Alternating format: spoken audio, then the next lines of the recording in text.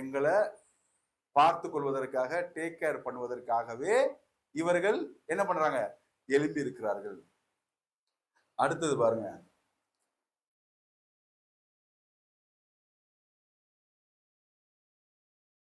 இது எதுக்காகவா? இது எதுக்காக சொல்லுவாராம்? நாயகிகள் உன் கை தாய்களுமாயிருப்பார்கள், தரையிலே முகங்குப்புற விழுந்து உன்னை பணிந்து உன் கால்களின் தூளை நக்குவார்கள்.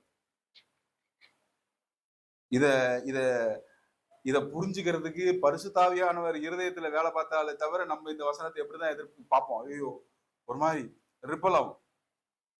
அதுக்கு அடுத்த வசனம் பாருங்க, நான் கர்த்தர். இதெல்லாம் எதுக்கு நடக்குமா? இந்த காரியங்கள்லாம் உங்களுக்கு எதுக்கு நடக்குமா?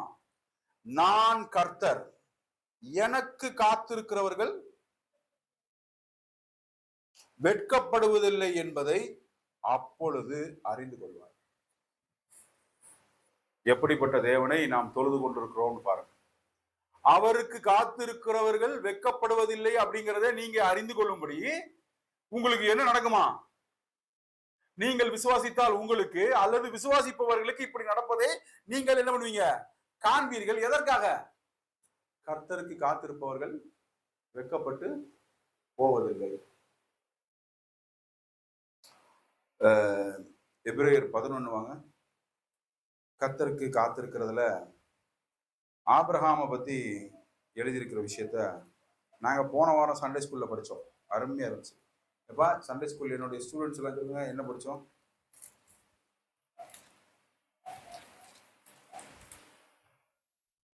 எபிரேயர் 11 6, 7, 8, 9 வசனத்துல ஆபிரகாமை குறிச்சு அங்க எழுதியிருக்கு.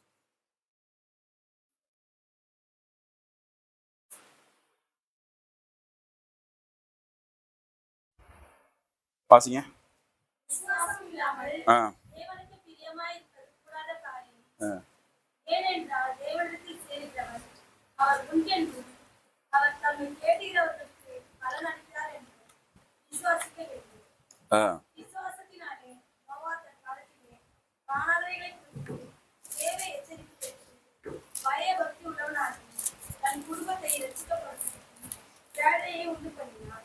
அதிலே அவர் உலகம் ஆற்றினைக்குள்ளாக என்று தீர்த்து விசுவாசத்தினால் உண்டாகும் நீதிக்கு சுதந்திரவாளியானார்.